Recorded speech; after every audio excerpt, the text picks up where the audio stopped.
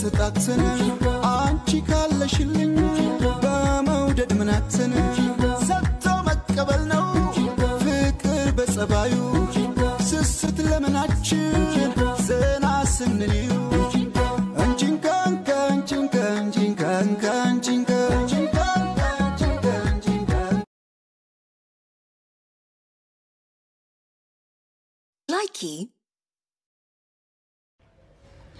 Obolessaku, obboleettiku sadarkaa irra jirtu irraa agarsiisuudhaaf akkasumas immoo karoora kee gara fuulduraatti karoorfattee jirtu mul'ata kee irraa gara boodaatti deebisuudhaaf wantoota carraaqan keessaa tokko jecha namaati. Namni wanta garaagaraa siin jedhee amalee si cabsuu danda'a. Gara boodaatti deebisuudhaafis immoo duula garaagaraa sirratti banuu danda'a. Ati garuu kaayyoo kee ganamaaf mul'ata kee ilaaltee gara fuulduraatti tarkaanfachuu qabda. Homaa tokko shakkiin amma dhumaatti yoo deemte ni mo'atta. Fakkeenyaaf konkolaataa keessatti magaalaa tokko irraa gara magaalaa biraatti deemaa jirta jennu. Utuu konkolaataa keessatti magaalaa tokko irraa magaalaa biraatti yommuu deemtu sareen karaa irratti sitti wacuu dandeessi. Sareen konkolaataa kee faana fiiguu dandeessi. Sareen sun bakka ka'umsa ishee irraa kaatee si faana fiigaa deemti. Yommuu dadhabdu, yommuu si qabuu dadhabdu garuu dadhabdee bakka ka'umsa isheetti deebiti. Ati garuu bakka ka'umsa saree sanarraa fagaattee baay'ee deemteetta. Kanaaf yommuuti imala jireenyaa jalqabdu, imala milkaa'inaa jalqabdu. Namoonni baay'een sitti wacuudhaan amalee si buusan si cabsuu danda'u. Ati garuu isaan hin dhageen gara fuulduraatti deemi. Isaan akkuma saree sanaa bakka ka'umsa isaanii jalqabaatti dadhabbiidhaan deebi'u. Ati garuu fagaattee deemteetta. Itti yaadi. Hubadhu. Maalummaa jireenya kee fi imaltuun daandii kan karaa fuuldura keetiitti si deemsisu furtuun isaa si umarka. Al tokko kufuu keetti hin gaddin. Addunyaan kuniyyuu sagalee 10 hin guunne waan ta'eef. Haala amma keessa jirru kana ilaallee gadduu fi dhiphachuu osoo hin taane gammachuudhaan gara fuulduraatti jabaadhu. Bifaa fi maqaa kee malee kaayyoo kee namni siif hin beeku. Furtuun kaayyoo keetii harka kee jira waan ta'eef.